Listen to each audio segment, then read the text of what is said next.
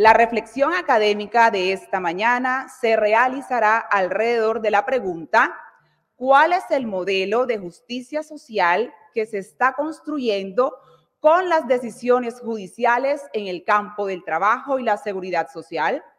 Los invito a ver el siguiente video donde Juan Carlos Cortés, director iberoamericano del Centro de Estudios de la Organización Iberoamericana de la Seguridad Social, OIS, nos presenta un corto panorama de la inclusión laboral y la discapacidad en nuestro país.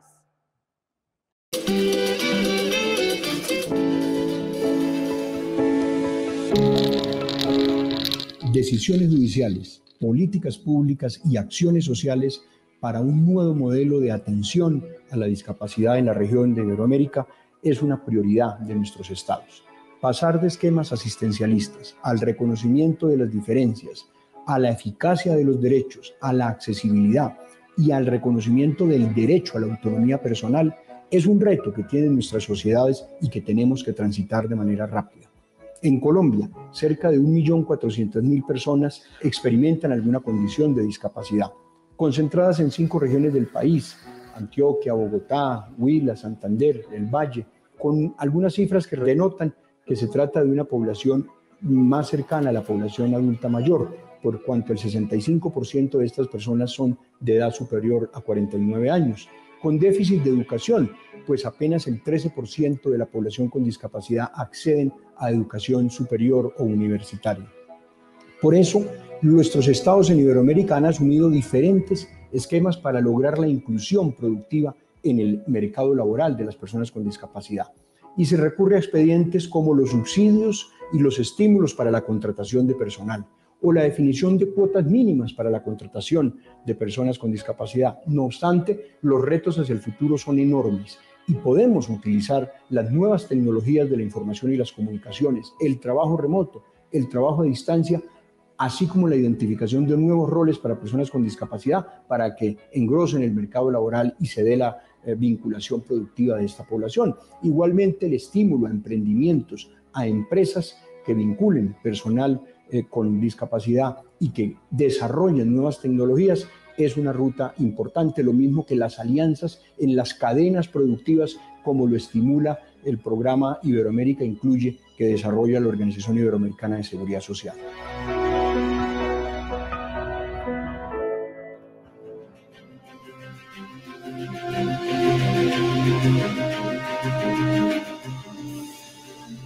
A continuación, se inicia el diálogo sobre las perspectivas de la justicia social y la discapacidad en el derecho comparado. Estarán en este conversatorio de forma virtual la magistrada de la Sala de lo Social del Tribunal Superior de Justicia de Barcelona, Macarena Martínez Miranda, y Gina Magnolia Riaño, secretaria general de la Organización Iberoamericana de la Seguridad Social, OIS. La orientación de esta conversación estará a cargo del magistrado de la Sala de Casación de la Corte Suprema de Justicia, Jorge Luis Quirós Alemán, y Juan Carlos Cortés González, director iberoamericano del Centro de Estudios de la OIS. Le damos la bienvenida a la magistrada Macarena Martínez Miranda, quien presentará su conferencia El concepto de discapacidad en la doctrina del Tribunal de Justicia de la Unión Europea, modelo social de discapacidad y acciones afirmativas para la inclusión laboral en el derecho español.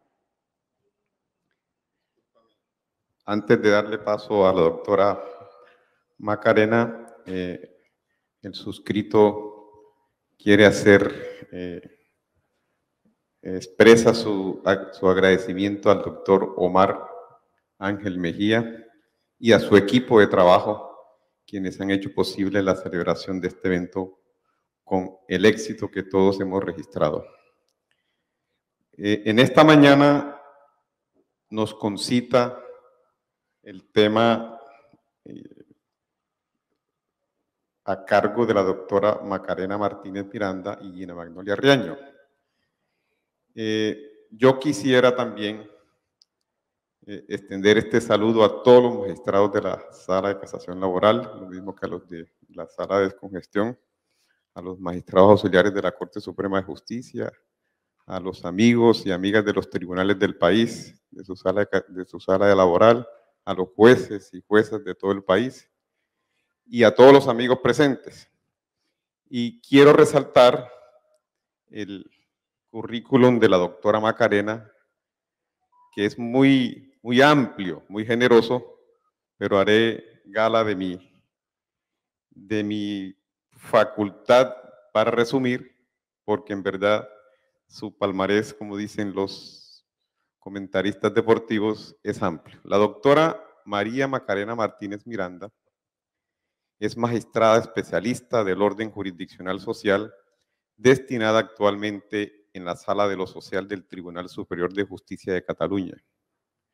Licenciada en Derecho por la Universidad de Murcia, España, con la calificación final de premio extraordinario fin de carrera. Accedió a la carrera judicial mediante la superación de las pruebas selectivas por oposición libre. Accedió a la carrera fiscal mediante la superación de las pruebas selectivas por oposición libre en situación de excelencia voluntaria por encontrarse en servicio activo en la carrera judicial.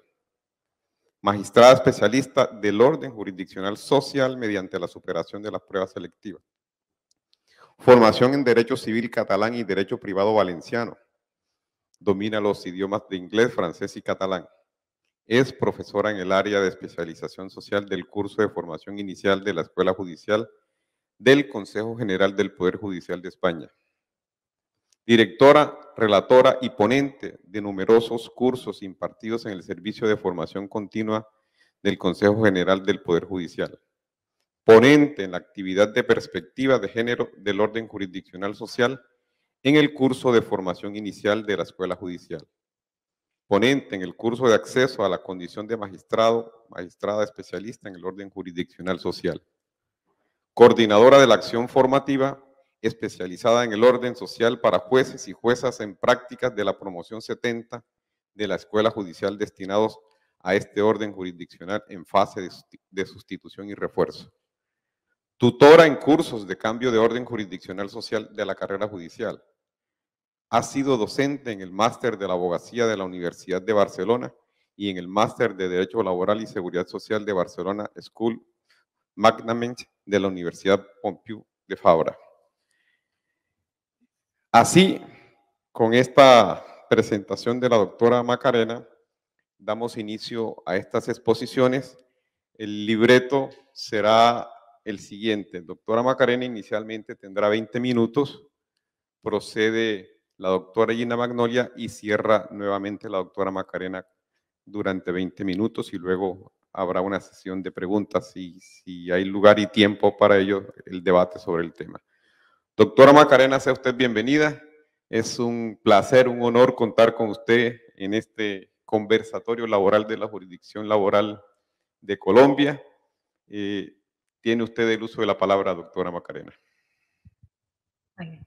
Muchas gracias, doctor Quirós, y muchas gracias en primer lugar a la Corte Suprema de la República de Colombia, su Sala de Casación Laboral, por haber contado conmigo para estas necesarias jornadas, necesarias y además imprescindibles dado el momento actual y la necesidad de seguir abundando en la mayor inclusión posible de las personas con discapacidad en el ámbito laboral. Quiero agradecer, por supuesto, al doctor Mejía su invitación y a su equipo, su maravilloso equipo que ha permitido coordinar toda la preparación, y les agradezco a todos su asistencia. Como ha dicho el doctor Quirós, en un primer bloque trataré sobre el concepto de discapacidad en la doctrina del Tribunal de Justicia de la Unión Europea. Para ello he preparado una presentación que voy a compartir. Creo que ya se está compartiendo. ¿Es así? Sí. Sí, ¿se está compartiendo? ¿Sí? Ah, correctamente, de acuerdo. Muy bien. Bien, el concepto que trataré de abordar es el de discapacidad en la doctrina del Tribunal de Justicia de la Unión Europea, porque actualmente es el concepto a partir del cual los distintos estados de la Unión Europea estamos integrando nuestra normativa para avanzar en el concepto y en la protección, sobre todo de la discriminación por razón de discapacidad. Para ello hablaré primero de la evolución de este concepto y después de la aplicación que se está efectuando por la Sala Cuarta del Tribunal Supremo y por el Tribunal Constitucional. El concepto de discapacidad arranca de la Directiva 2000 de 78 de 27 de noviembre, que es la que regula el establecimiento de un marco general para la igualdad de trato y la ocupación. Es una directiva que contiene una amplia regulación sobre los conceptos de discriminación directa y discriminación indirecta, pero sin embargo no recoge expresamente un concepto de discapacidad, con lo cual se vinieron a plantear diversas cuestiones prejudiciales, cuestiones consultivas o interpretativas por diversos estados, solicitando que el tribunal indicase si la aplicación que se venía haciendo del concepto de discapacidad era la adecuada y que por tanto se configurase un concepto que permitiese atajar la discriminación que se pudiera producir en el ámbito del empleo. La primera sentencia en que se afrontó este concepto fue la Chacón Navas, precisamente planteada por un órgano judicial español. Casi todas o mayoritariamente las cuestiones prejudiciales planteadas al Tribunal de Justicia de la Unión Europea lo son por órganos judiciales españoles y daneses. Y veremos ahora, cuando se ha avanzado en el concepto de discapacidad, que las resoluciones más relevantes han venido provocadas precisamente por órganos o bien de España o bien de Dinamarca. ¿Qué dice sobre el concepto de discapacidad en esta primera sentencia del año 2006? Lo primero que indica es que no se puede equiparar discapacidad con enfermedad. Es decir, en aquellos supuestos en que se ha producido el despido de una persona que se encuentra en situación de baja por enfermedad o de incapacidad temporal, no siempre podemos apreciar discriminación por razón de discapacidad. Para ello es necesario que la limitación que afecta al trabajador sea previsiblemente de larga duración. Es decir, la enfermedad ha de tener una duración o preverse que va a tener una duración prolongada en el tiempo, además de limitar para el desempeño de la profesión habitual. Porque además se aclara que el despido por enfermedad en el primer día, por ejemplo, de una baja, no estaría incluido en el ámbito de protección antidiscriminatorio. Pero si ese despido se ha producido por una enfermedad que, aunque únicamente haya dado lugar a una baja de corta duración, se prevé que va a ser de larga duración, como podrían ser procesos oncológicos o procesos de otro tipo de enfermedades graves, entonces podría entrar en el concepto de discapacidad. Y claramente delimita que queda prohibido el despido discriminatorio por razón de discapacidad, en el supuesto en que ésta sea la causa como circunstancia determinante del despido, de la medida extintiva empresarial. Especialmente relevante es la obligación que impone a las empresas esta directiva en virtud de su artículo 5 de eliminar las desventajas que impidan precisamente el desempeño del trabajo. Es decir, no es suficiente con delimitar el que una persona no puede seguir desempeñando su trabajo porque padece una enfermedad, sino que previamente a adoptarse el despido o la medida extintiva, ha de efectuarse lo que se denomina un ajuste razonable del puesto de trabajo. Únicamente en aquellos supuestos en que la empresa acredite que no puede realizar el ajuste o que el mismo le supone un coste excesivo, extremo este en que posteriormente entraremos, podría justificarse un despido no discriminatorio, es decir, el despido en ese caso, después de haberse intentado los ajustes posibles, no respondería a la voluntad de extinguir el contrato a causa de esa discapacidad, sino a la imposibilidad de adaptar el puesto de trabajo para la persona trabajadora. Posteriormente a esta sentencia que citábamos de 2006, se suscribió el Tratado Internacional sobre los Derechos de las Personas con Discapacidad, que fue un gran avance, aprobado en Nueva York, un gran avance en el sentido de abogar claramente por lo que es el leitmotiv de este conversatorio, es decir, por la inclusión laboral, y que la discapacidad no fuese una justificación para apartar a las personas trabajadoras del mundo laboral. El Tribunal de Justicia de la Unión Europea, después de este tratado, ya amplió el ámbito subjetivo de la protección antidiscriminatoria por razón de discapacidad, incluyendo a quienes tuvieran esta condición personal. Y posteriormente, en el año 2010, ya claramente la Unión Europea acoge la convención referida y, por tanto, hace suyo el concepto del artículo 1 de la Convención de Naciones Unidas sobre Derechos de las Personas con Discapacidad. Y este concepto amplía el ámbito de la protección por discriminación, porque incluye como personas con discapacidad a quienes tengan deficiencias físicas, mentales, intelectuales o sensoriales a largo plazo que, al interactuar con diversas barreras, pueden impedir su participación efectiva en la sociedad, por tanto en el mundo laboral, en igualdad de condiciones. Y cabe reparar por qué este concepto avanza en esa concepción, porque no únicamente considera que las personas con discapacidad son aquellas que presentan estas limitaciones a largo plazo, sino que es la interacción de esa discapacidad con las barreras la que provoca que puedan no tener una inclusión o una participación efectiva. Y por tanto, para eliminar esa falta de inclusión, lo primero que habría que suprimir serían precisamente esas barreras. Lo que hizo que nuevamente se abundase en el concepto, como ahora veremos por la jurisprudencia del Tribunal de Justicia de la Unión Europea, de la necesidad de realizar adaptaciones y ajustes en el puesto de trabajo. La siguiente sentencia relevante, especialmente de un órgano proveniente, en este caso de un órgano danés, la sentencia Danmark, perfila el concepto de discapacidad como factor protegido frente a la discriminación. Y recuerda lo que advertíamos anteriormente, que la Convención de Naciones Unidas contiene un concepto que se aplica dentro de la Unión Europea.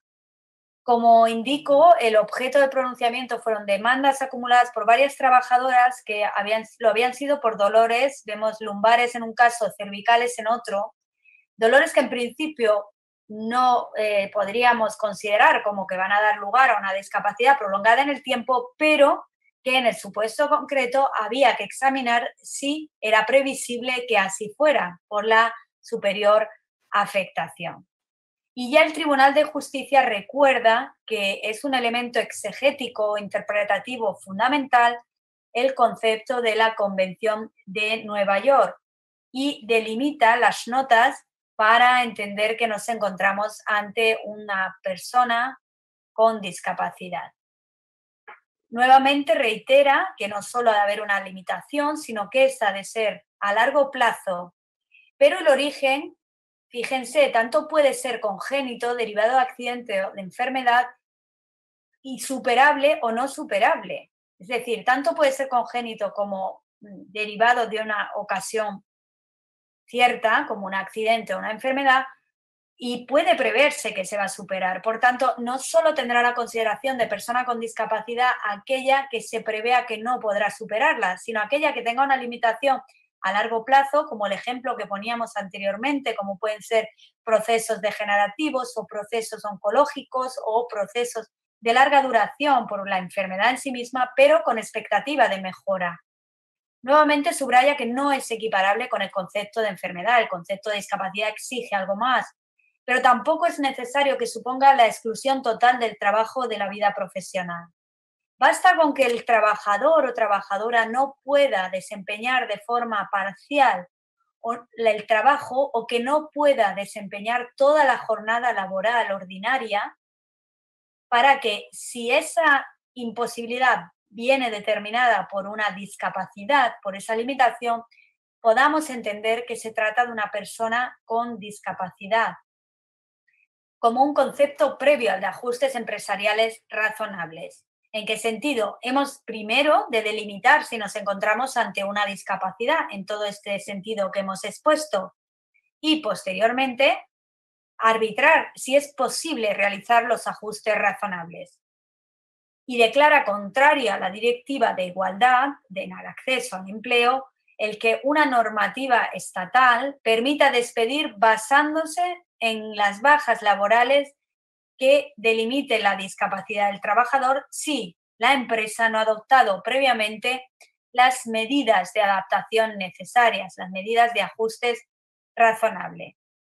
Declara que puede constituir una discriminación indirecta por cuanto, aunque la empresa tenga motivos para considerar que la persona no puede desempeñar su trabajo, si los efectos son para el factor discriminatorio de discapacidad, la exclusión del mercado laboral, podría incurrirse en discriminación. En el concreto supuesto que se le sometió a su consideración, rechazó que se tratase de una discriminación directa. Eso sí, advierte que la excepción para aquellas disposiciones de carácter nacional que permitan un trato diverso, persiguiendo un objetivo legítimo y que sea adecuado y necesario para alcanzar esa finalidad, extremo que deja al enjuiciamiento, a la valoración por el órgano judicial. ¿Por qué hace esta salvaguarda? Porque la normativa especial, como ocurre en los centros especiales de empleo o como puede ocurrir en centros adaptados, pueden salvar determinadas normas especiales o regulaciones especiales y se dejaría este ámbito legislativo al Estado siempre que no se incurriese en discriminación. Todos sabemos que existen este tipo de normas que permiten en determinados centros adaptaciones precisas para los trabajadores.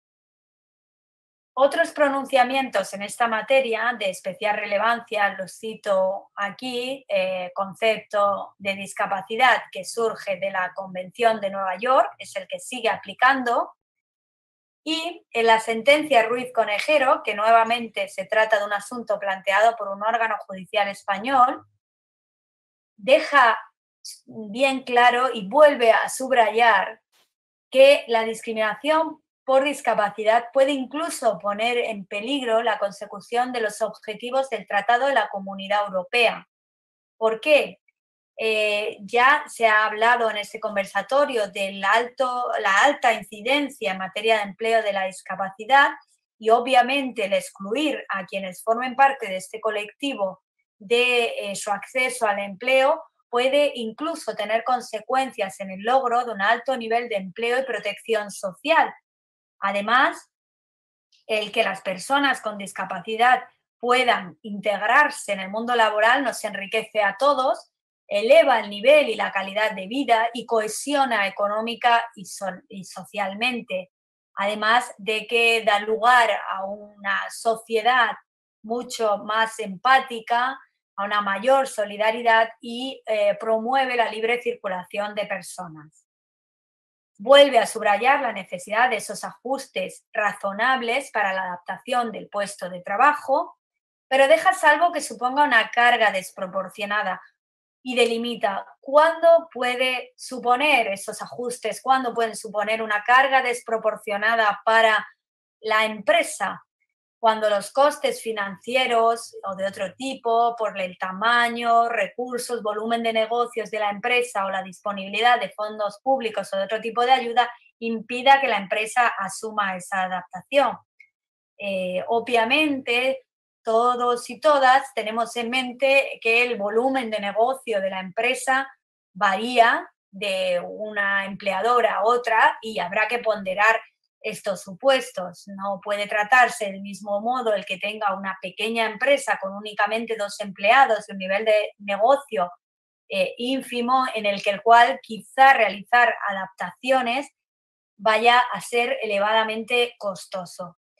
Pero hay que advertir que ese coste o esa imposibilidad la ha de acreditar el empresario. Es una carga acreditativa para la empresa, con lo cual no puede ser una excusa para no realizar la adaptación. Tendría que acreditar en concreto qué adaptación propone, qué coste le supondría y la imposibilidad de llevar a cabo la financiación, porque en otro caso nos encontraríamos ante una exclusión que podría incurrir en discriminación.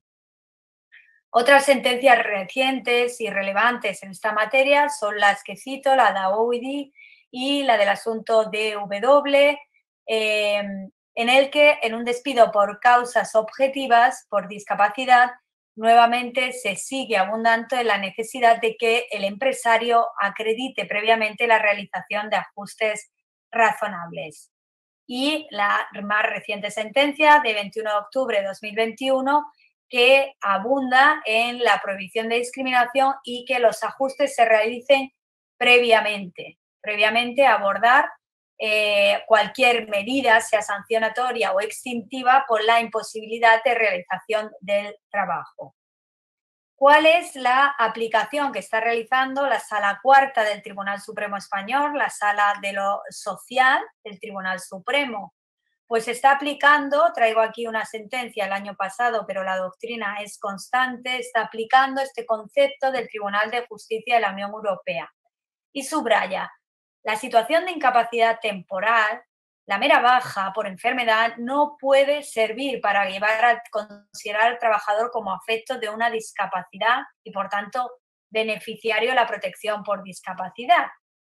Nuevamente, la enfermedad, sea curable o incurable, se puede equiparar a discapacidad si se prevé que va a ser de larga duración y, por tanto, es equiparable a una condición causada por la enfermedad. Es decir, no es tanto la enfermedad en sí misma la que provoca que se trate de una persona con discapacidad, sino cómo repercute esa limitación causada por la enfermedad en el desarrollo de su actividad profesional. Igualmente, el Tribunal Constitucional español ha aplicado este concepto y ha abundado en esta sentencia que cito reciente de este año 51 de 2021 en la necesidad de la realización de ajustes razonables, pero especialmente en los supuestos de discapacidad mental. ¿Por qué? Subraya, y es muy relevante, que el empleo es una de las esferas en que la discriminación por motivos de discapacidad es tan preeminente como persistente. Es una observación que hizo el Comité de Derechos Económicos, Sociales y Culturales de las Naciones Unidas. Es una de las mayores, más frecuentes causas de discriminación en el empleo y, por tanto, es necesario que los ajustes razonables sean una herramienta para garantizar los derechos proclamados por la Convención de la ONU, que incluye como forma de discriminación el mero hecho de que se denieguen los ajustes razonables. Por tanto, con cita de doctrina tanto del Tribunal Europeo de Derechos Humanos como del Tribunal de Justicia de la Unión Europea, el Tribunal Constitucional dice que el que deniega o no razona debidamente la realización de los ajustes puede incurrir por este solo hecho en discriminación. En el momento en que tiene constatación de que hay una persona con discapacidad que no puede desarrollar plenamente sus funciones, aunque esa persona no solicite los ajustes, debe ofrecer la realización de los ajustes necesarios. Y además puede incurrir en discriminación si no solo los deniega, sino que no motiva suficientemente la razón de discriminación, porque ha de darse a la persona la opción de opinar y de indicar cuáles son los ajustes que consideraría le permitirían realizar su trabajo. En el concreto supuesto que resolvió el Tribunal Constitucional, se trataba de una persona con síndrome de Asperger y, por tanto, los ajustes hacían referencia a su manera de interaccionar con el público que asistía o con los en este caso, administrados, porque se trataba de un servicio público que acudía al servicio que él mismo podía otorgar. No se le ofreció la realización de ajustes razonables y no se adoptó medida alguna y, por tanto, insiste el Tribunal Constitucional en la necesidad de que las autoridades tomen medidas para hacer efectiva esta protección. Por consiguiente, hay que exteriorizar debidamente la motivación, como he indicado anteriormente, y hay que razonar el por qué, en su caso, tales ajustes no son posibles, pese a ser necesarios para la inclusión laboral. Muchas gracias.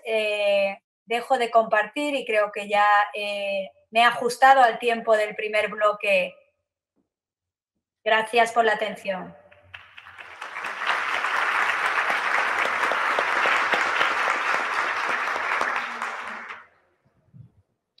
A continuación, escucharemos la conferencia Modelo Social de Discapacidad y Acciones Afirmativas para la Inclusión Laboral en el Derecho Comparado de la Secretaria General de la Organización Iberoamericana de la Seguridad Social, OIS, Gina Magnolia Riaño. El doctor Quirós nos hará una breve reseña de la biografía y hoja de vida de la doctora Riaño.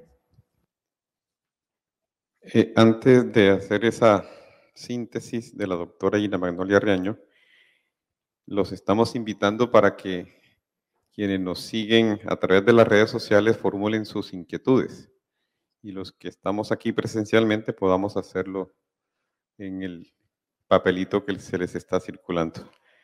Gracias, doctora Macarena, y a continuación nos acompaña la doctora Gina Magnolia Riaño. La doctora Gina tuvo un inconveniente de última hora, ella quería hacer su teleconferencia, pero muy gentilmente nos envió un video en donde hace su exposición. La doctora Gina es la actual secretaria general de la Organización Iberoamericana de Seguridad Social. Ha sido ministra de Trabajo y Seguridad Social de Colombia en el año 99 y 2000. Ministra de Salud encargada, presidenta del Consejo Directivo del Instituto de Seguro Social, directora general de la Caja Nacional de Previsión Social, directora y secretaria general del Instituto Nacional de Transporte y Tránsito, INTRA. Se ha desempeñado también como juez de la República y personera municipal. Nació en Tunja, Colombia. Está casada y es madre de 2 hijos. Licenciada en Derecho, abogada y especialista en Seguridad Social de la Universidad Externado de Colombia. Máster universitario en Dirección y Gestión de los Sistemas de Seguridad Social y en Dirección y Gestión de Bienestar y Servicios Sociales de la Universidad de Alcalá y la OIS. Especialista en Derecho Administrativo de la Universidad del Rosario. Realizó estudios de cooperativismo en Tel Aviv, Israel. Diplomada del Programa de Alta Gerencia de la Universidad de los Andes. Es docente e investigadora. Ha ejercido como profesora de posgrado en las universidades Javeriana, Nacional de Colombia, Externado Santo Tomás, CES de Medellín, UNAP de Bucaramanga, Norte de Barranquilla y Francisco de Vitoria en España. Como investigadora ha dirigido y participado en diversas investigaciones y estudios sobre políticas públicas y desempeño de los sistemas de seguridad social y protección social de la región. Presidió en varias oportunidades la delegación de Colombia ante la Conferencia Internacional del Trabajo, OIT. Participó activamente en la Conferencia Internacional del Trabajo en la que se aprobó el Convenio de Protección a la Maternidad año 2000, convenio número 183. Ha participado como autora o coautora de diversas iniciativas legislativas en Colombia, como la ley que creó el Sistema General de Seguridad Social, la Ley de Protección a las Madres Comunitarias, la Ley Aprobatoria del Código Iberoamericano de Seguridad Social, la ley que crea el Fondo de Pensiones del Nivel Territorial y leyes de reforma al sistema de salud, pensiones, riesgos laborales y protección social en general, así como las leyes que modificaron el Código Sustantivo del Trabajo y el Código de Procedimiento Laboral y de la Seguridad Social. Como vemos, la doctora Gina también tiene una experiencia que seguramente nos permitirá y quedaremos tranquilos con su exposición que a continuación vamos a transmitir.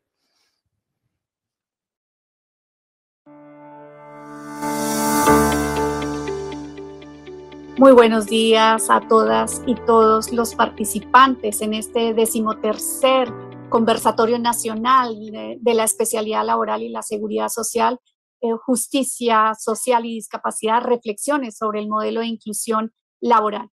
Un saludo muy especial al doctor Jorge Luis Quiroz Alemán, magistrado de la Sala de Casación Laboral, a todos los magistrados de la Sala de Casación Laboral y de la Corte Suprema de Justicia de Colombia. Un saludo también a la señora Macarena Martínez Miranda, magistrada de la Sala de lo Social del Tribunal Superior de Justicia de Barcelona, con quien compartiremos esta ponencia y a quien le agradezco por ser ya una colaboradora habitual de esta organización. Igualmente con el doctor Jorge Luis Quiroz hemos preparado esta presentación en reuniones previas, así que espero que todo vaya muy bien. Es un placer saludarles y poder acompañarles virtualmente en este conversatorio nacional al que me gustaría contribuir con algunas reflexiones sobre el modelo social de la discapacidad y sobre las acciones afirmativas para la inclusión laboral en la región iberoamericana, que es un tema sobre el que la Organización Iberoamericana de Seguridad Social lleva ya tiempo trabajando. La Organización Iberoamericana de Seguridad Social, para quienes no la conocen, es un organismo internacional de carácter técnico y especializado que promueve el bienestar económico y social de los países iberoamericanos, y desde el año 1954 promovemos los sistemas de protección social y de seguridad social en la región. Nuestro trabajo abarca los sistemas de pensiones, los servicios de salud, los servicios sociales, de cuidados, la prevención de los riesgos laborales, la salud ocupacional y en general la protección social. Por supuesto, incluimos en nuestra labor una especial atención a las personas en mayor riesgo de vulnerabilidad, entre las que con frecuencia encontramos a las personas con discapacidad. En este sentido, nuestro trabajo se ha centrado en promover el empleo de las personas con discapacidad y su protección social. Por lo que, como ven, nuestro trabajo está en sintonía con los debates que se están desarrollando en este importante conversatorio nacional. Quisiera comenzar contextualizando la situación de las personas con discapacidad en nuestra región. Las estimaciones de los organismos internacionales sitúan el número de personas con discapacidad entre el 11 y el 15% de la región, de la población de la región, lo que supondría que unos 80 millones de personas en Iberoamérica tienen alguna discapacidad. La grave carencia de datos fiables en la región nos impide hacer un análisis más detallado, ya que no existe una definición consensuada de qué se considera discapacidad. Los instrumentos usados por los países para su valoración y certificación son diferentes y no permiten hacer comparativas internacionales. Sí sabemos que hay más mujeres con discapacidad que varones, probablemente debido a su mayor esperanza de vida, y que hay una correlación directa entre la discapacidad y la pobreza en la región. En Iberoamérica, el modelo social de la discapacidad, aquel que considera a las personas con discapacidad como sujetos activos de derechos y no como meras beneficiarias de prestaciones, es ya el mayoritariamente aceptado en todos los ámbitos, especialmente tras la aprobación de la Convención Internacional sobre los Derechos de las Personas con Discapacidad y su protocolo facultativo en 2006 y su ratificación por los países iberoamericanos. Esta convención internacional marca un punto de inflexión y consagra internacionalmente el modelo social de la discapacidad, situando a las personas con discapacidad en el centro de las políticas públicas y reconociendo sus derechos como derechos humanos. En la región iberoamericana se han dado grandes pasos para adaptarse a este nuevo paradigma de la discapacidad. Muestra de ello son, por ejemplo, que todos los países iberoamericanos dispongan ya de legislación específica sobre discapacidad y en todos ellos se recojan en sus textos constitucionales. Sin embargo, en la práctica aún quedan elementos del modelo previo, del conocido como modelo médico o rehabilitador, según el cual la persona con discapacidad debería ser normalizada, generalmente mediante tratamientos médicos para poder incluirse en la sociedad. También quedan estereotipos de paradigmas previos basados en la caridad o el asistencialismo hacia las personas con discapacidad. En lo que respecta específicamente al empleo de las personas con discapacidad, de nuevo nos encontramos frente a la falta de datos que nos permitan analizar en profundidad la situación. No obstante, la información de que disponemos apunta a que solamente 1 de cada 3 personas con discapacidad en edad laboral estaría realmente trabajando, sea en el empleo formal o en la informalidad. La inactividad laboral es tan alta en las personas con discapacidad en la región debido a los estereotipos que aún persisten sobre el desempeño profesional de las personas con discapacidad, sumado a las barreras para acceder a la educación, a la formación profesional y a la falta de accesibilidad en general a la que deben enfrentarse. En cualquier caso, una vez que acceden al mercado laboral, se enfrentan a niveles superiores de desempleo, a empleos de menor calidad y más frecuentemente en la informalidad y a una brecha salarial con respecto a las personas sin discapacidad, situación que se ve agravada en el caso de las mujeres, quienes sufren una doble discriminación por ser mujeres y por tener alguna discapacidad. Esta situación en el mercado laboral tiene un impacto directo en su acceso a los sistemas de seguridad social, en los que acumulan menor densidad de cotizaciones y en los que les lleva a un acceso más difícil a las prestaciones. Para fomentar el empleo de las personas con discapacidad, las instituciones públicas de la región están impulsando diversas medidas de acción positiva. Estas medidas, que establecen un trato más favorable a las personas con discapacidad sobre el resto de la población, han generado debate en algunos países, pero no tanto como en otras regiones como la europea, ya que se entiende que las personas con discapacidad no se encuentran en una situación de igualdad de oportunidades para competir con las personas sin discapacidad. La más extendida de estas medidas de acción positiva son los sistemas de reserva obligatoria del empleo para personas con discapacidad, más conocidos como sistemas de cuotas, que se dan en los 18 países de la región. Los porcentajes de reserva de empleo oscilan entre el 1% de Chile o el 7% de España. Y en algún país se aplica al empleo público, al privado o en ambos.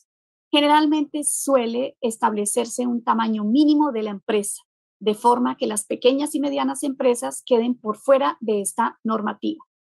Se trata de una medida controvertida. Sus detractores señalan los bajos niveles de cumplimiento de estos porcentajes obligatorios y apuestan por medidas incentivadoras.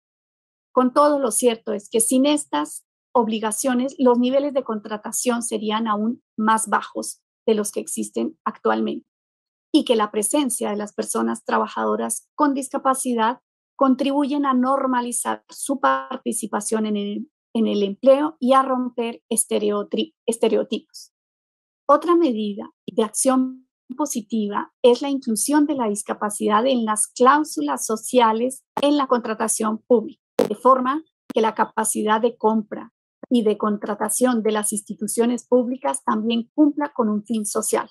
Países como Argentina, Bolivia, Chile, Colombia, España, México, Perú y República Dominicana, entre otros, se han desarrollado ya medidas para que la discapacidad pueda ser tenida en cuenta en estos procesos, por lo que las instituciones públicas contratan los servicios que necesitan para desarrollar su trabajo. Esta inclusión puede darse, en primer lugar, como criterio de valoración de las propuestas, otorgándoles una determinada puntuación según el número de personas con discapacidad contratadas o según la accesibilidad. También puede incluirse como criterio necesario para concurrir al proceso, de forma que las empresas que no cumplan con los sistemas de cuotas no puedan presentar propuestas, por ejemplo. O bien pueden incluirse elementos como la accesibilidad como elementos necesarios en las prescripciones técnicas. Otra de las medidas de acción positiva más extendidas en la región son las que se refieren a los servicios públicos de empleo. En este punto existe un debate sobre si es mejor hacer accesibles los servicios públicos de empleo para que puedan hacer uso de ellos las personas con discapacidad o si es mejor crear unidades específicas para el empleo de las personas con discapacidad que están especializadas en la intermediación laboral. Los países de la región están apostando por ambos modelos. Colombia y Costa Rica, por ejemplo, están apostando por la digitalización de sus servicios de empleo para que sean accesibles también a las personas con discapacidad. Mientras que otros países como México o Uruguay han puesto en marcha servicios de intermediación laboral especializados para personas con discapacidad. Los incentivos económicos para la contratación de personas con discapacidad es otra medida de fomento de la contratación también muy extendida en la región. Estos incentivos pueden traducirse en ayudas directas a créditos, desgravaciones fiscales o bonificaciones en las cuentas a los sistemas de seguridad social, como sucede en Argentina, España o Uruguay. Las cuantías que se conceden son realmente bajas, por lo que no son muy significativas, pero ayudan a las empresas a romper los estereotipos iniciales sobre el sobrecosto de la contratación de una persona con discapacidad. El trabajo por cuenta ajena no es la única salida profesional para las personas con discapacidad, sino que también pueden trabajar por cuenta propia. La mayor limitación en este caso es la falta de acceso a la financiación para el emprendimiento. Por ello, algunos países como Brasil, Chile, Colombia o Ecuador se han desarrollado programas que facilitan acceso al crédito de las personas con discapacidad. Finalmente, también se establecen condiciones favorables para el empleo protegido en la región, un modelo de empleo controvertido en otras regiones por cuanto no siempre encaja con los valores del modelo social de la discapacidad. Los centros especiales de empleo, talleres ocupacionales, unidades productivas, etcétera, en cada país reciben una denominación diferente. Se encuentran bastante extendidos en la región. Argentina, Brasil, Colombia, Ecuador, México, República Dominicana ya han regulado estos centros de empleo protegido en los que se encuentran trabajo, sobre todo las personas con discapacidad intelectual o psicosocial. Como les decía al inicio, desde la Organización Iberoamericana de Seguridad Social promovemos el empleo de las personas con discapacidad como vía de acceso a la seguridad social y a la protección social. Así, en el año 2012 iniciamos esta línea de actuación dirigida al sector público, a la que se sumaron 16 países de la región. Se realizaron estudios sobre el empleo de las personas con discapacidad, creamos una página web y diversos materiales sobre los procesos de intermediación laboral. Igualmente, comenzaron a organizarse los seminarios iberoamericanos sobre el empleo de personas con discapacidad, en los que se intercambiaban experiencias entre países en esta materia y de los que ya se han realizado 8 ediciones. También celebramos reuniones anuales con las máximas autoridades de los países de la región responsables del empleo de las personas con discapacidad. En el marco de estas reuniones con las autoridades públicas se vio la necesidad de impulsar paralelamente una línea de trabajo con el sector privado. Por ello, se creó la Red Iberoamericana de Empresas Inclusivas, RIEI, que reúne a empresas regionales comprometidas con la discapacidad junto a plataformas nacionales de empresas inclusivas y que es miembro de la Red Global de Empresas y Discapacidad de la Organización Internacional del Trabajo. También comenzamos a organizar los foros Iberoamérica Incluye, que se han convertido tras 5 ediciones en un espacio referente regional que reúne a los agentes clave del sector, tanto de las instituciones públicas como empresas privadas y sociedad civil. En el marco de estos foros de entrega de los premios Iberoamérica Incluye, que reconocen las iniciativas innovadoras del empleo de personas con discapacidad en las empresas privadas de la región. Desde el 2018, con la aprobación del Programa Iberoamericano de Discapacidad por la Cumbre Iberoamericana de Jefes de Estado y de Gobierno, las actividades de la OIS en esta materia han pasado a enmarcarse en este programa en el que participan ya 10 países de la región y al que esperamos que pronto pueda sumarse Colombia. Finalmente, la OIS coordina también la red de centros CIAPAP.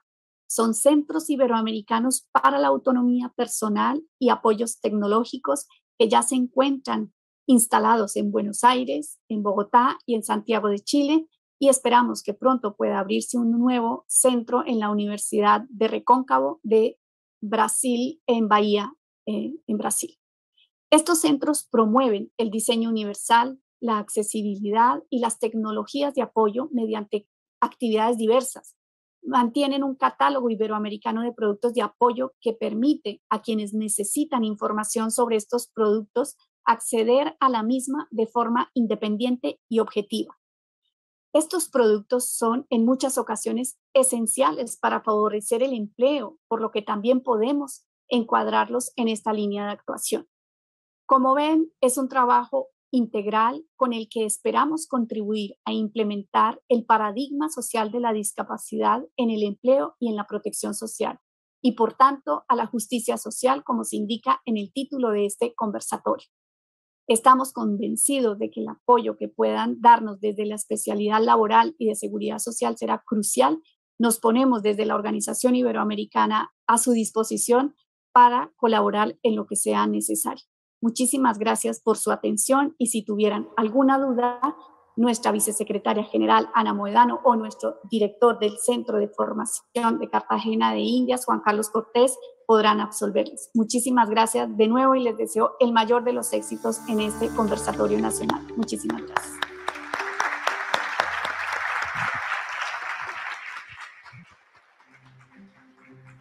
Muchas gracias a la doctora Gina Magnolia Riaño por su excelente disertación. Seguimos entonces con el segundo componente en su temática a cargo de la doctora Macarena. Doctora Macarena, tiene usted nuevamente el uso de la palabra. Muchas gracias, doctor Quirós. Antes de empezar, me gustaría enviar un saludo a la doctora Riaño, e igualmente saludar al doctor Cortés y agradecerles también su implicación en la organización y en el éxito de este conversatorio. Yo voy a hablar en este segundo bloque, como se ha indicado anteriormente, sobre, vuelvo a compartir pantalla, sobre el modelo social de discapacidad y acciones afirmativas para la inclusión laboral. Creo que ya lo ven. ¿Sí? ¿Es así? En el derecho español. ¿Lo ven adecuadamente la pantalla? Está bien, doctora Macarena, se está viendo. Gracias, muy amable. Bien, hablaremos en primer lugar del contexto normativo para luego entrar en la cuestión atinente a la compatibilidad entre trabajo e incapacidad permanente. Es decir, la inclusión tiene que ir más allá de permitir prestar servicios laborales en el caso de personas que tengan una discapacidad, pero no se les haya reconocido una ayuda social o una pensión por incapacidad permanente. Y va más allá porque tampoco en este segundo caso pueden ser excluidos del mercado laboral si queremos una verdadera inclusión y queremos una verdadera participación en la sociedad. Partimos del contexto normativo, como advierto en este epígrafe, no son equiparables en nuestro derecho los conceptos de discapacidad e incapacidad permanente. El concepto de discapacidad, siguiendo el concepto que anteriormente he expuesto del Tribunal de Justicia de la Unión Europea, viene a ser una enfermedad con una determinada permanencia o previsibilidad de permanencia frente a la incapacidad permanente, que lo que reconoce es la imposibilidad de desarrollo bien de la profesión que se ha venido desempeñando o bien de cualquier tipo de prestación laboral. Más adelante entraremos sobre los diversos tipos de prestación o de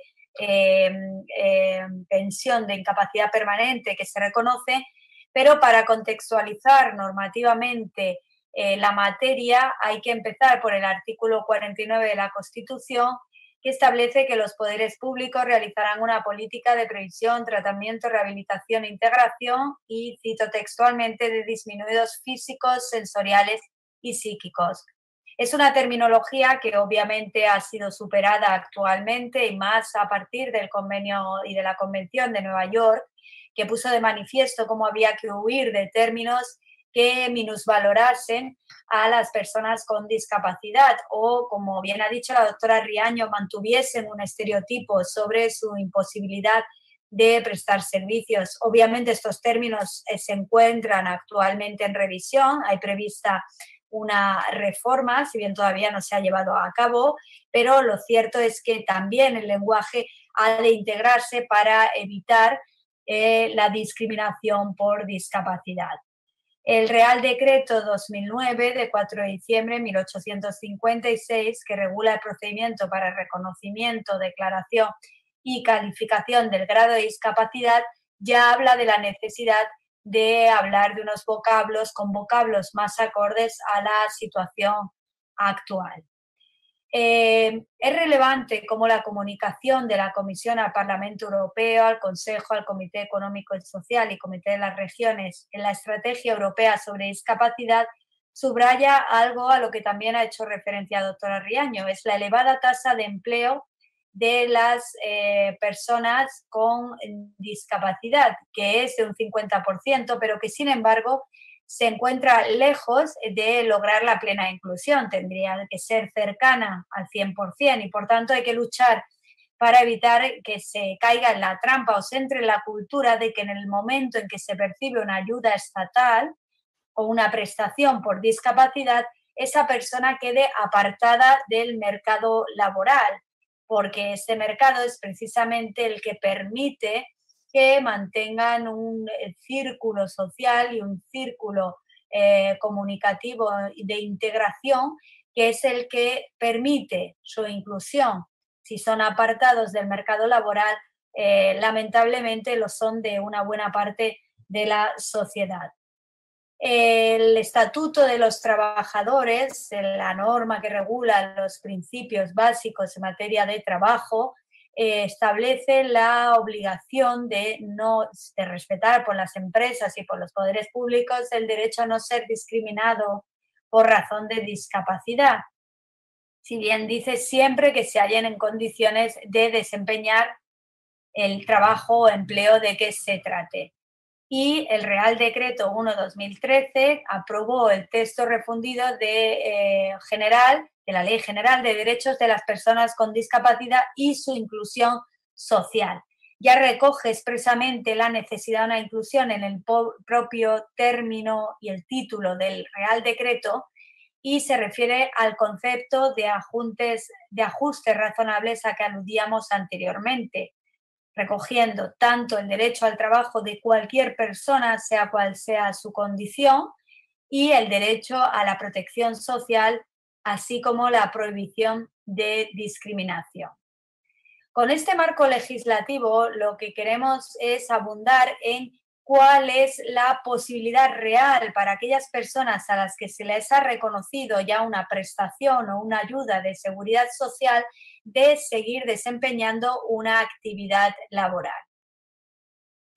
Normativamente, el artículo 198 de la Ley General de la Seguridad Social dice que en el caso de incapacidad permanente total, es decir, en el caso de una pensión reconocida a quien no puede continuar desempeñando su trabajo, su profesión habitual, pero que sí podría desempeñar otra profesión, esta pensión es compatible con el salario que pueda percibir la persona trabajadora en la misma empresa, incluso en la misma o en otra distinta, siempre que las funciones no coincidan.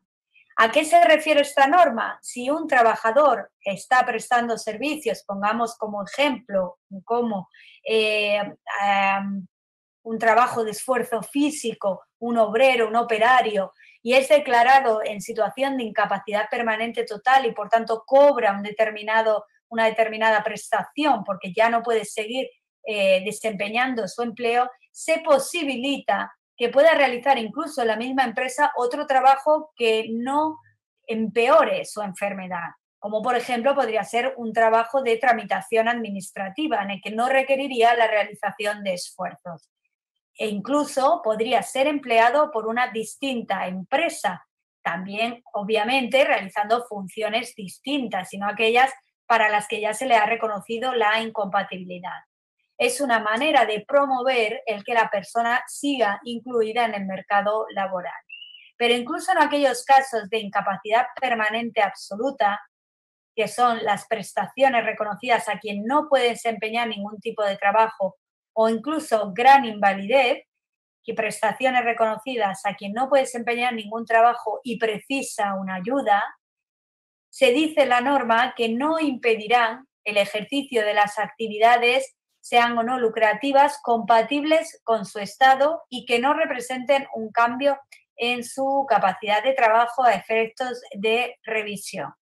Eso sin perjuicio de que si ya hubiera obtenido la edad de jubilación, ya sea incompatible el recibir la prestación de jubilación y el prestar un servicio. Pero mientras se encuentre en edad activa, puede seguir realizando una labor compatible con su estado de salud. Por tanto, la incompatibilidad únicamente se declara entre la prestación de servicio remunerada, lo que es el trabajo, y la situación médica o el conjunto de secuelas determinantes de reconocimiento. El principio inspirador ha de ser la plena compatibilidad entre el trabajo y la pensión, salvo en aquellas actividades que repercutan en el estado de la persona con discapacidad. En el ejemplo que citaba anteriormente, si se ha reconocido que un operario no puede realizar esfuerzos, obviamente no podrá ser reconocida la compatibilidad con el ejercicio de otra profesión que comporte esfuerzos y, por tanto, pueda empeorar su estado de salud. Ahora bien, el maximalismo de esta definición ha de individualizarse, hay que ver concretamente qué funciones realizaba la persona antes de ser reconocida en situación de incapacidad permanente y las que va a realizar después. Y esta es la materia en la que la doctrina jurisprudencial de la Sala de lo Social del Tribunal Supremo ha sufrido una mayor evolución adaptándose a las nuevas realidades.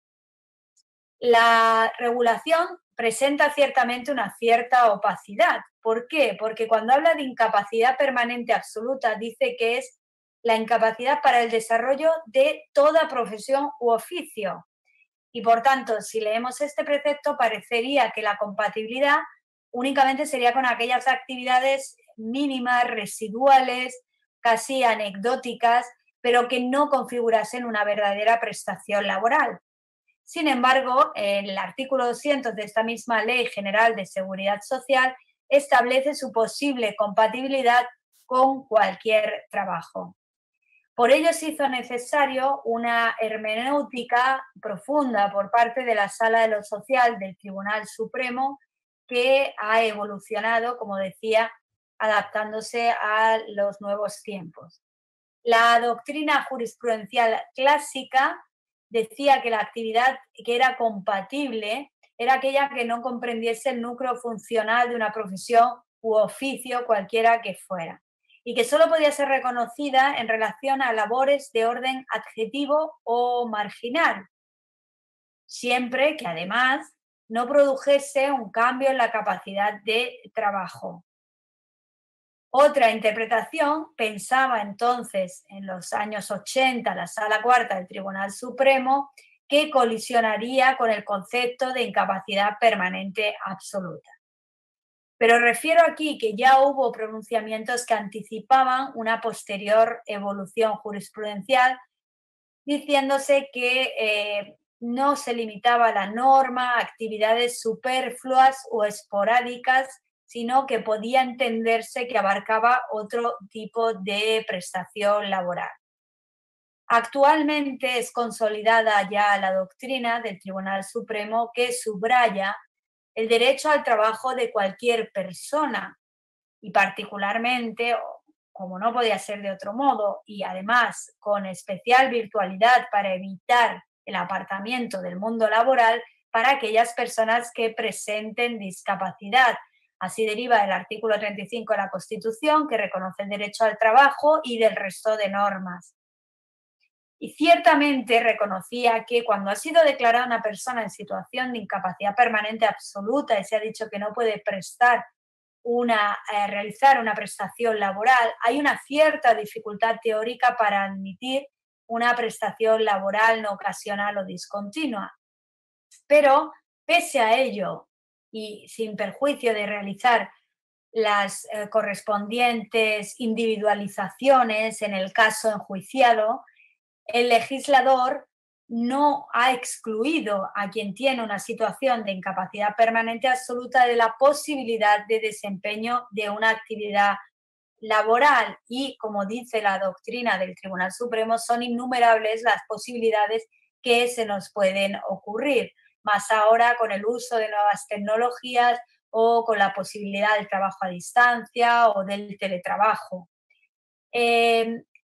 Son argumentos a favor de esta tesis, como dice el Tribunal Supremo, el que la opción interpretativa ha de coadyuvar a la reinserción social y laboral de quien se encuentre en situación de incapacidad permanente y particularmente, especialmente cuando lo son en grado de absoluta o de gran invalidez, cuando se ha dicho que no pueden prestar ningún tipo de trabajo. Y para ello parte de dos premisas que creo que son básicas a tener en cuenta en un conversatorio que tiene por objeto la inclusión social. La opción contraria tendría un efecto desmotivador.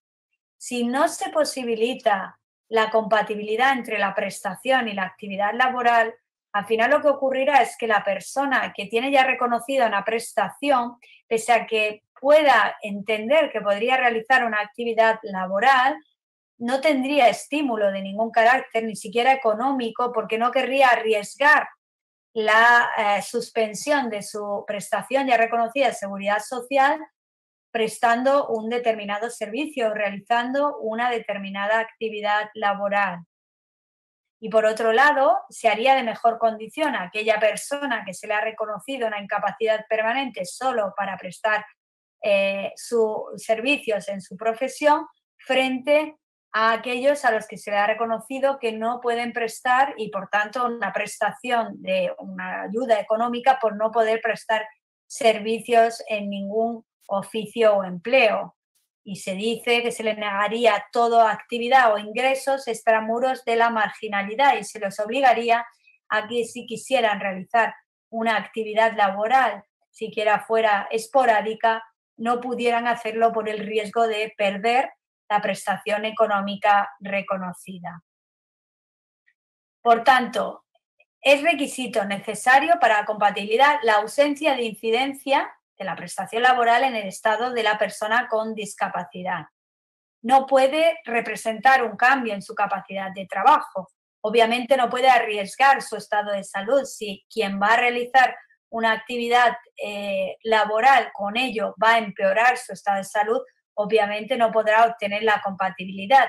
Pero lo que no puede hacerse es presumir la imposibilidad de desarrollo de actividad laboral porque ya se cuente con la prestación reconocida por el Estado. Y corresponderá a quien alegue esa incompatibilidad, sea el organismo público o sea la empresa, la acreditación de la incidencia en el desarrollo del estado de salud del beneficiario, es decir, que le resulta perjudicial o inadecuada para su recuperación, su mejora o cuando menos para no empeorar en su estado de salud. ¿Qué ocurrirá en aquellos casos en que pese a ello sí se determine una necesidad de revisar o de declarar la incompatibilidad de la prestación laboral? Ha de llevarse a cabo un expediente denominado de revisión que está previsto para los supuestos de mejoría o agravación. Sin embargo, cuando lo que se quiere es declarar la compatibilidad, ha de llevarse a cabo por un expediente distinto.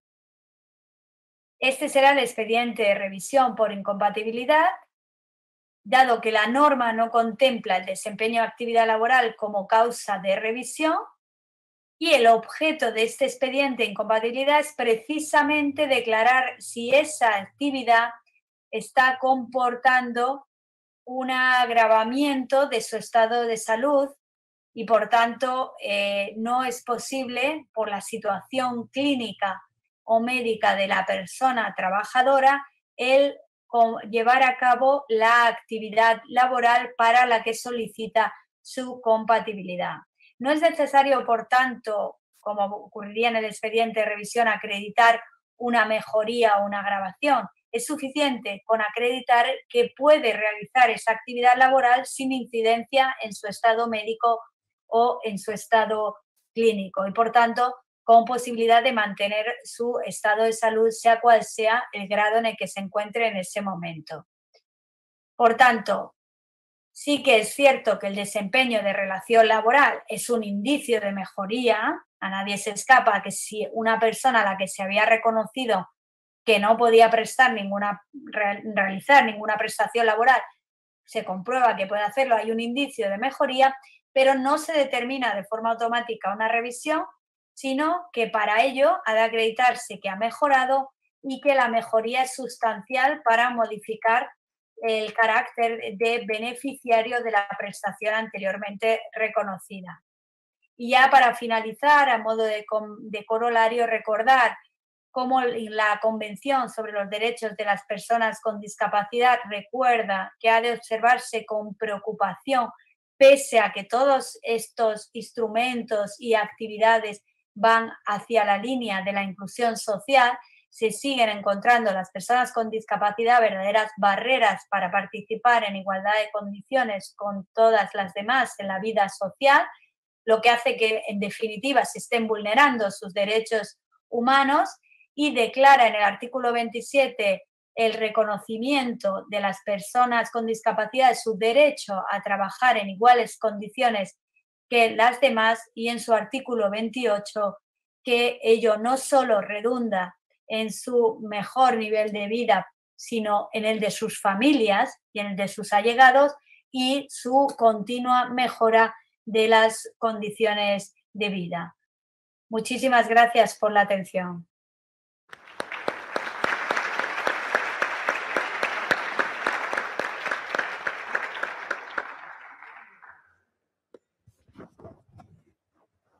A usted, doctora Macarena, muchísimas gracias. Reitero su claridad en su exposición, que de hecho nos deja algo preocupados y con muchas inquietudes que seguramente irá a compartir con nosotros. Quiero expresar también la grata presencia del doctor Juan Carlos Cortés, quien fue ex viceprocurador y exministro de Trabajo. Como ustedes bien lo escucharon, la doctora Gina Magnolia le otorgó plenas facultades y poderes para de pronto resolver las inquietudes que de aquí surjan acerca de su exposición. Y antes de darle paso, ya hay varias preguntas aquí pendientes. Yo, doctora Macarena, como les anuncié, de su exposición quedan muchas dudas, muchas inquietudes. Veo que el trato jurisprudencial y legislativo en España, y de suyo también en la Unión Europea, con Colombia no están tan distantes. Veo que hay una proximidad en el manejo del estado de discapacidad de un trabajador, la misma discriminación del trabajador en estas condiciones. Y frente a este segundo segmento, me llamó poderosamente la atención ese desarrollo jurisprudencial y el rezago legislativo tal vez frente a esa posibilidad de que un trabajador que ha sido pensionado por incapacidad permanente absoluta pueda o no reincorporarse al mundo laboral, dependiendo de si su nuevo trabajo afecte de alguna manera la salud, y precisamente fue esa la razón que originó la pensión por incapacidad permanente. No es ajeno a nosotros que la jurisprudencia siempre, y permítame el término, ha ido empujando al Poder Legislativo para que se actualice, para que se allane a las verdaderas realidades de un país. Colombia no es ajeno a eso. Muchos son los casos en donde la misma Sala de Casación Laboral, inclusive, la Corte Constitucional ha exhortado al Poder Legislativo para que legisle, para que se actualice. La misma constitución política nuestra habla de minusvalía todavía. Entendemos que es una norma del año 91 y después de la Convención de los Derechos de las Personas en Estado de Discapacidad, se han venido promulgando leyes en nuestro país que se han actualizado, pero no desconocemos que una modificación constitucional no es fácil hacerla como proferir una ley ordinaria. Pero bueno, estamos rezagados en materia legislativa y especialmente en la Constitución, en la Constitución política, en cuanto a la actualización de esa terminología a la que usted hizo mención. Entonces, mi preocupación es qué hacer frente a esa posible dicotomía entre el legislativo y la jurisprudencia. Veo que en España también sucede lo propio, doctora Macarena. Y gracias por compartir esta inquietud y su respuesta. Sí. Bueno, en la materia de la terminología ocurre exactamente igual, porque la terminología utilizada, hoy ahora me oigo con eco, no sé si me oyen bien. Sí. Se está oyendo bien, doctora. De acuerdo. La terminología de la Constitución absolutamente, bueno, en nuestro caso es más antigua la Constitución, es de 1978 y está absolutamente superada, pero ocurre, como decía usted, que la reforma de la Constitución precisa unas mayorías reforzadas, legislativo, y no es fácil, pero lo que sí es más fácil es reformar la norma ordinaria, que es precisamente la que, como usted hacía mención, existe esta dicotomía, ¿no? Este reconocimiento de la incapacidad permanente absoluta como un apartamiento del mercado laboral y, por tanto, una prestación reconocida a quien no puede desempeñar ninguna profesión o oficio, y la posibilidad loable otorgada por la jurisprudencia del Alto Tribunal de poder desempeñar una actividad compatible con esa prestación. Porque precisamente lo contrario creo que va en contra, valga la redundancia, de la necesaria inclusión, impide esa inclusión, porque hará que la persona trabajadora no arriesgue, por decir de algún modo, la pensión y la seguridad económica que tiene si el mero hecho de incorporarse a una actividad a tiempo parcial o una actividad de carácter liviano o sedentario le impide el continuar recibiendo esa prestación o esa ayuda. Y por tanto, pese a que no llegan muchas reclamaciones al Alto Tribunal, porque la gente, yo he estado en algunas mesas redondas de asociaciones de personas con discapacidad y realmente la mayoría, supongo que pasará igual en Colombia, piensan que ya no pueden incorporarse si les ha sido reconocido esa ayuda, y les sorprendía que se les informase de que sí podía ser así. Incluso a las propias asociaciones que ayudan a la mediación laboral a las personas con discapacidad, muchas veces no quieren empujarles a dar este paso para que no arriesguen la pérdida de una prestación o de una ayuda. Y por tanto, creo que habría obviamente que dar el paso de hacer una legislación clara que permitiese la inclusión en cuanto la condición física y mental lo permitiese. Pero veo que en Colombia, por lo que me comentan, tampoco está clara esta opción, ¿no? No sé. Sí, la misma constitución política está un tanto rezagada en esa terminología, claro, que hay que actualizar de todos modos. Las leyes posteriores sí han venido actualizándose. Doctora Macarena, gracias por su respuesta. Le doy paso a una pregunta que formulan aquí en el auditorio y es la siguiente. En la Unión Europea, ¿qué importancia y relación tiene el porcentaje de pérdida de capacidad laboral con la discapacidad? Bueno, depende de la legislación, claro, varía en cada uno de los estados. No se ha reconocido un porcentaje único porque el Tribunal de Justicia de la Unión Europea trata de no dar pautas que uniformicen, ¿no?, la legislación, porque ya sabemos que esto depende de opciones políticas y de los cambios de cada uno de los gobiernos.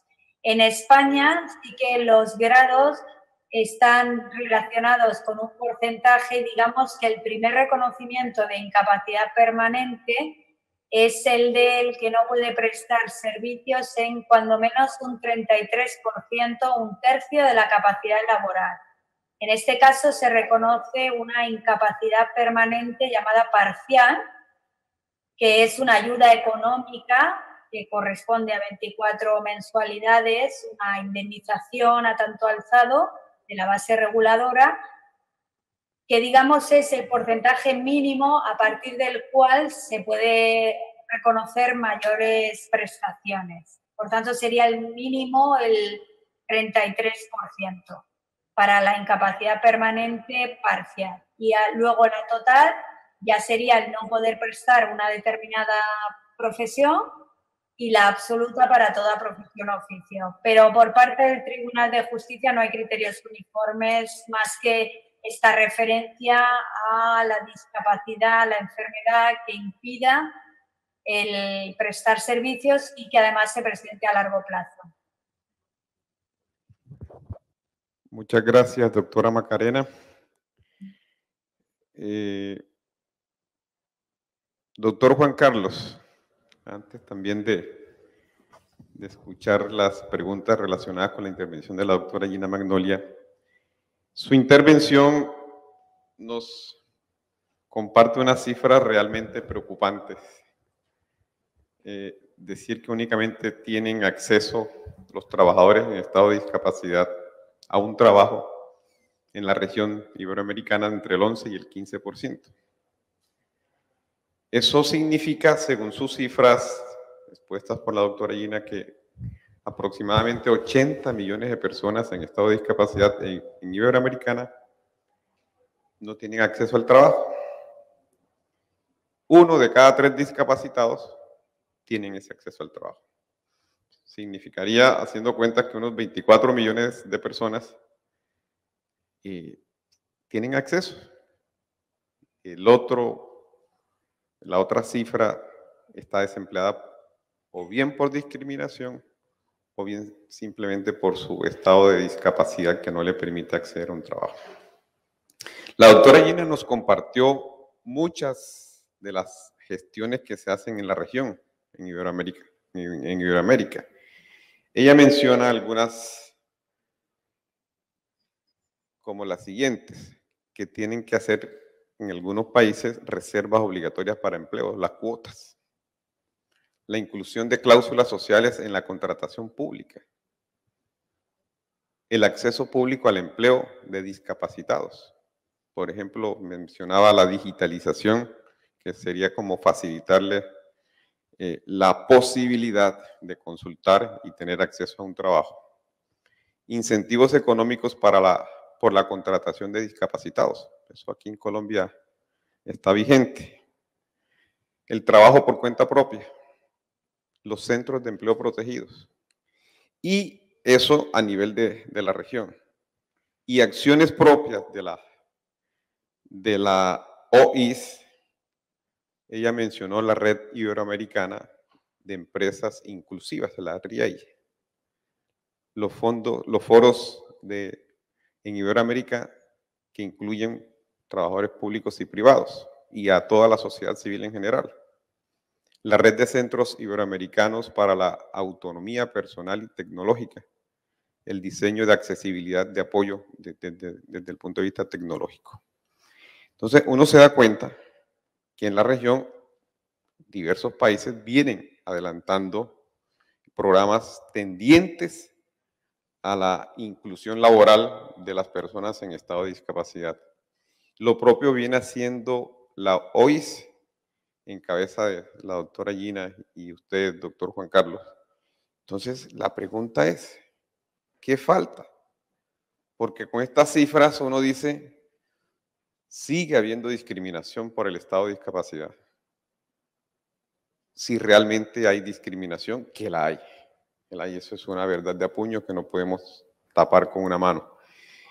Y entonces, repito, doctor Juan Carlos, si está en sus manos, compartirnos una respuesta sobre el particular, ¿qué falta? ¿Qué hay que hacer? Para que esas cifras no sean tan preocupantes. Si se vienen haciendo gestiones para disminuirlas, pues algo está faltando. Doctor Juan Carlos, tiene el uso de la palabra. Magistrado, un afectuoso saludo. Magistrada Macarena, en Barcelona, también un gran abrazo. Pues este es un privilegio abrumador, poder compartir unos minutos en este panel y en el conversatorio nacional de la especialidad laboral y de seguridad social, por lo cual lo primero es que presento un agradecimiento muy especial, doctor Quirós, al señor presidente de la Sala de Casación Laboral, a los magistrados de la Sala de Descongestión y a todos los magistrados y jueces de la jurisdicción. Sin duda es un reto inmenso, que en últimas es el reto de la consolidación de la justicia social, y por eso en las presentaciones que han hecho nuestras panelistas y a lo largo del conversatorio surgen algunas reflexiones que de manera breve quisiera compartir. El papel del juez dentro del Estado y la justicia social, porque en últimas, diríamos, en la búsqueda de esas soluciones, el aporte del juez es absoluto e inmenso, porque es el juez quien define cuál es ese modelo de justicia social aplicado en una sociedad, y por ende emociona y vivifica que sea la Sala de Casación Laboral de la Corte Suprema de Justicia la que impulsa este conversatorio en sus 12 versiones anteriores sobre temas específicos de desarrollo y de promoción de la justicia en el país, y que en la construcción de su jurisprudencia resta, doctor Quirós, ver el debate al interior de la Sala de Casación Laboral, quizá este año 2, 3 sentencias sobre estos temas, con salvamentos de voto, con deliberaciones profundas sobre la manera de avanzar, y eso es esperanzador, sin perder de vista que el papel del juez hace parte de un engranaje institucional, y que en este tema, indiscutiblemente de lo que podamos hacer desde la justicia, hay un componente fundamental que es la acción social y económica, y eso no lo podemos olvidar, y ahí están las familias, las empresas, los trabajadores mismos, las asociaciones civiles, pero también están las políticas públicas, y usted lo planteaba ahora, magistrado, la justicia impulsa esas políticas públicas. Ayer se hablaba del incidente de impacto fiscal, de los exhortos de las altas cortes.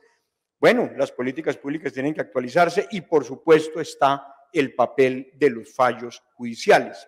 Entonces yo diría, como a modo de aportes para esta pregunta, que es una pregunta para todos y por supuesto que excede la capacidad de quien habla, yo diría que hay dos tareas fundamentales. Una reflexión conceptual, ideológica, profunda, y estoy convencido que la pandemia nos debe motivar a eso.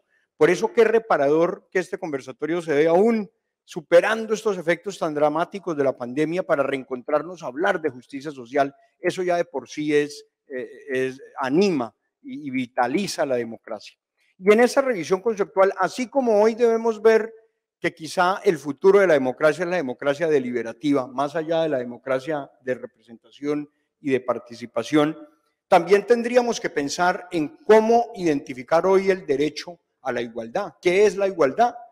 Y seguramente tendríamos que entrar en ese debate o en ese análisis sobre que el derecho a la igualdad equivale al derecho a la diferencia en el reconocimiento, que es este debate sobre el tema de discriminación y de los alcances. Pero también tendríamos que evaluar esos nuevos, no solo términos, sino contenidos de la discapacidad, entendida como la condición de las capacidades diferentes de los seres humanos en la sociedad, que reclaman y merecen y tienen derecho a reconocimiento como todos. Pero por supuesto, también tendríamos que reflexionar si estamos frente a un nuevo riesgo social o una nueva contingencia social, porque los sistemas de seguridad social, como se ha dicho aquí, no se estructuraron pensando en el concepto de hoy de la discapacidad y de los tratados internacionales y de las normas y de las mismas jurisprudencias, estaban basados en el concepto de la invalidez, de la incapacidad, Entonces surge como una nueva interpretación de una protección de la sociedad más integral, más amplia. Y entonces, ¿quién es el responsable de cubrirla? Las instituciones de seguridad social. Los empleadores, ayer el doctor Alberto Chavarría ponía su reflexión sobre el tema de los empleadores, los trabajadores mismos, las familias, digamos, esa revisión de entorno tendría que hacerse muy integralmente y de manera liderada, por supuesto, por la justicia. Y yo diría que el segundo componente tendría que ver con acciones concretas. Y además de todas las que se han expuesto, o repitiendo algunas de ellas, yo mencionaría como aporte a la discusión algunas. Uno, comprometernos y meternos en el tema de la economía del cuidado. Aquí se ha hecho referencia, ayer el señor ministro de Trabajo lo planteaba, pero atender las condiciones de discapacidad, justamente para reconocer el rol de las familias en esa labor, implica que no solo valoremos lo que representa la economía del cuidado en la sociedad, que es enorme en el Producto Interno Bruto de las sociedades, lo que vale el trabajo en casa, el trabajo del cuidado, porque sin ese soporte de la economía del cuidado, pues la atención social a la discapacidad se verá mermada. Tenemos que meternos en esa dimensión prestacional y de derechos a la economía del cuidado, formar a los cuidadores, generar servicios de respiro para los cuidadores, en fin, una serie de tareas ahí muy grandes, nuevas prestaciones en materia de la economía del cuidado. Un segundo frente nos parece que tiene que ver con la columna de involucrar, comprometer y animar al sector privado y al sector empresarial. Más allá de la obligatoriedad o no de la contratación, el reconocimiento de subsidios y de estímulos, animarlo económicamente a la vinculación de personas con discapacidad. Hoy, como aquí lo ha expuesto la doctora Gina, la doctora Macarena también, el uso de las tecnologías ayuda, pero tenemos que meternos el chip del ajuste y de las adaptaciones. Y ahí eso compromete nuevamente a toda la sociedad, los POT, los arquitectos. La pandemia nos enseñó que en nuestras casas tenemos que tener, antes que salones comunales en los conjuntos residenciales, tenemos que tener oficinas disponibles para que la gente pueda trabajar, para que los niños puedan hacer una clase virtual rutinariamente una vez al mes. Entonces, esas adaptaciones debemos meterlas, incluirlas, incorporarlas en la cotidianidad de la gestión. Un tercer frente que veo puede tener interés en esta materia es, particularmente en el caso de Colombia, la articulación de los componentes de una acción integral del Estado para coordinar su respuesta frente a la discapacidad. Hay muchos programas, hay muchas iniciativas, pero empezando porque no se encuentra tan claro la asignación de competencias, inclusive en las autoridades ejecutivas de responsabilidades frente a este tema. Se comparten. Ayer el señor ministro de Salud nos rememoraba el surgimiento, la división de los ministerios y los efectos que ellos tienen. Y que no nos pase como en el tema de trabajo a distancia. En Colombia tenemos 3 leyes. Nos toca hacer una especialización para interpretar cómo se articulan esas 3 leyes de trabajo a distancia. Menos leyes y más acción, y eso implica una gran coordinación institucional de las agencias estatales, gubernamentales. Y 4, una concertación social sobre el tema. Es el momento de hacerlo. Estamos pasando el desierto, hemos pasado la pandemia, somos sobrevivientes de ese proceso. El país va a crecer, según estimaciones de algunos, al 7%. Ayer nos asombrábamos con las cifras de la índice de confianza empresarial en un 63.7%, que parece ser el más alto histórico. Y el ministro de Trabajo nos anunciaba cómo en cifras pila hemos recuperado el nivel de afiliaciones a Seguridad Social previo a la pandemia. Es un momento de dificultad, pero también de posibilidades, el incremento de fletes y la subida de la inflación. Digamos, hemos demostrado también la capacidad resiliente de nuestra sociedad. Entonces, sería un momento excelente para que la concertación laboral, social, se diera, para que pudiéramos pensar en el Estatuto del Trabajo, que aquí también se ha mencionado, y que esa concertación nos llevara a nuevas políticas públicas en la materia, como un camino insustituible para lograr que se rompa la brecha entre lo que la justicia y los jueces ordenan y lo que el Estado y las políticas públicas plantean. Y eso nos llevaría a otro punto, inclusive soñar con que en nuestro país en pronto podamos no acotar, pero sí interpretar adecuadamente la acción de tutela. para que pudiéramos reducir las tutelas, para que pudiéramos entender que la tutela es una acción fundamental, insustituible, esencial, pero subsidiaria, y que las políticas públicas deben funcionar de manera tranquila, porque nos estamos acostumbrando en el país a vivir con una fiebre permanente. 620.000 tutelas al año son una fiebre social que deben corregirse, no por los jueces, sino fundamentalmente por los responsables en la prestación, en la provisión de los servicios. Y yo diría dos elementos finales: pensar en un modelo de intervención público diferente a través de especies de fondos públicos dedicados a apuntalar a los empleadores y a los trabajadores que sean contratados en condición de discapacidad. ¿A qué me refiero? A que el trabajador no llegue solo a la empresa, sino que llegue acompañado por una agencia, por un fondo público, inclusive permitiéndole al empleador asumir modalidades de reaseguro, de seguro. Yo quiero pensar que para un empleador en Colombia hoy puede ser más atractivo contratar un seguro privado, por ejemplo, frente a una eventual condición de incapacidad de un trabajador que supere los 180 días, que no desproteja a ese trabajador, pero que también le dé oportunidades al empleador de cumplir una función social, pero también de atender sus necesidades productivas. ¿Y qué decir en el tema de las prestaciones? También tendremos que soñar con nuevas prestaciones. ¿O es que acaso en esta visión integral y amplia de la atención a la discapacidad y lucha de la discriminación basta con que a una persona le reconozcan inclusive una pensión de invalidez cuando tiene que adaptar su hogar, su vida a una serie de elementos nuevos, a unos servicios sociales nuevos que deben ser cubiertos por la sociedad progresiva y sosteniblemente? Entonces ahí tenemos que pensar en estos modelos. Y yo finalizaría con un tema que creo que no podemos perder de vista, y es el tema de la cultura. Como esto es un tema que compromete a todos los estamentos de la sociedad, el impulso que le hagamos a una cultura de la inclusión, de la atención en el cuidado, de la incorporación de las personas con discapacidad en la sociedad, son muy importantes. Lo veíamos en la instalación de este conversatorio, cuando la señora procuradora nos recordaba históricamente cómo la discapacidad antes se escondía, se ocultaba.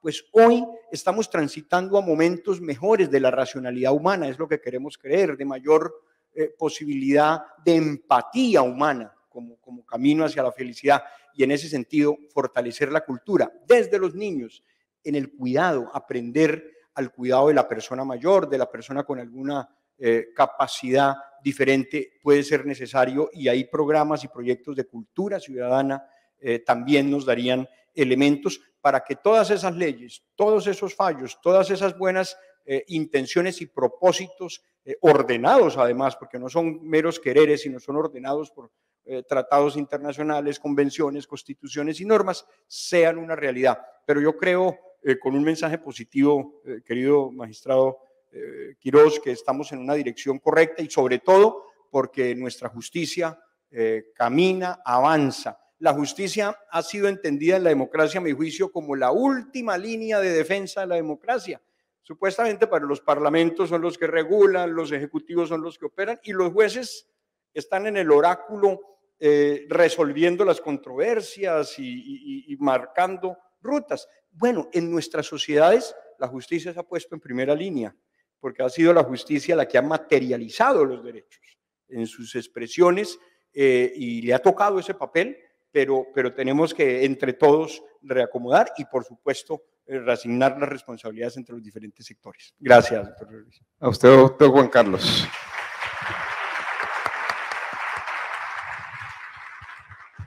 Queda claro que su respuesta nos compromete a todos y con mayor ahínco a nosotros los jueces de la República para seguir avanzando en esta temática muy sensible.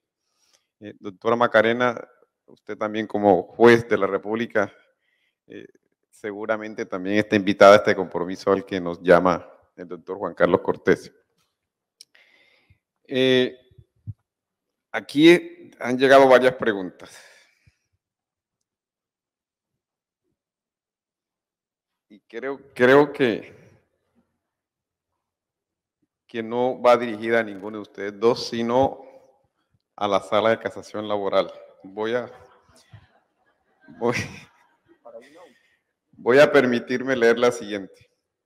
magistrado, un trabajador que padece una afectación física que según su historia clínica le impide ejercer totalmente su capacidad laboral, ¿por qué no se le brinda jurisprudencialmente fuero de estabilidad laboral cuando es finalizada su relación laboral, sin que a la fecha, por su concepto de rehabilitación o demora en las instituciones, no se le ha calificado su pérdida de capacidad laboral?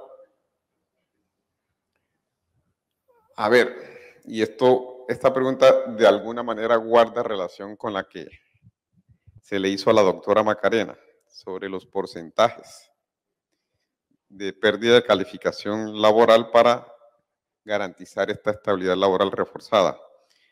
Doctora Macarena, usted hablaba de un 33% de pérdida de la capacidad laboral para que operara esa protección. Acá, en la sala de casación laboral, por mayoría, se dice que aquí hay unos porcentajes mínimos que hay que atender. Un mínimo del 15%, 25 o más del 25. En esa medida, y ya con relación a la pregunta, si el juez no tiene ese elemento probatorio que le diga, usted, señor, su pérdida de capacidad laboral es de tanto porcentaje, en esa medida el juez no tiene los elementos probatorios para determinar si se activa esa protección a esa persona en estado de discapacidad. El juez tiene la libertad de apreciación según nuestras normas procesales, y si a él su convencimiento le llega a permitir que con la historia clínica puede activarse esa protección, él tiene esa libertad probatoria. No es que en casación no se pueda, sino que hay unas regulaciones frente a las pruebas calificadas en materia de casación. Y si en casación no está la prueba idónea porque determine esa pérdida de la capacidad laboral mínima en el 15%, pues jurisprudencialmente por ahora no se puede echar mano, y permítame el término, de la historia clínica, sin que ello signifique que no se pueda avanzar en esta materia. Por lo pronto, no es que la jurisprudencia no permita activar esta garantía, simplemente que por razones de orden técnico en materia de casación, algunas pruebas no pueden ser valoradas frente a la historia clínica. Ya se dio un paso. Por eso digo, seguramente vamos a seguir progresando en esa materia. Si no hay más preguntas para la doctora Macarena y el doctor Juan Carlos, simplemente queremos cerrar este panel agradeciéndoles inmensamente, doctora Macarena, doctora Gina, doctor Juan Carlos, en nombre de todos los jueces y magistrados de la Jurisdicción Laboral Ordinaria de Colombia, les quedamos inmensamente agradecidos. Ojalá Dios permita que tengamos otra oportunidad para seguir compartiendo estas disertaciones, estas experiencias de parte y parte, que son valiosísimas, y seguramente la materia prima con la que nos vamos es abundante y suficiente para ser mejores jueces y lograr ese cometido al que nos llama el doctor Juan Carlos Cortés. Doctora Macarena, inmensamente agradecidos en nombre de todos los jueces de Colombia. Gracias, doctor Juan Carlos y la doctora Gina. Muchas gracias. Ha sido un honor y agradezco la participación y el enriquecimiento de todas las... Muchas gracias. Y a ustedes, muchas gracias por el acompañamiento.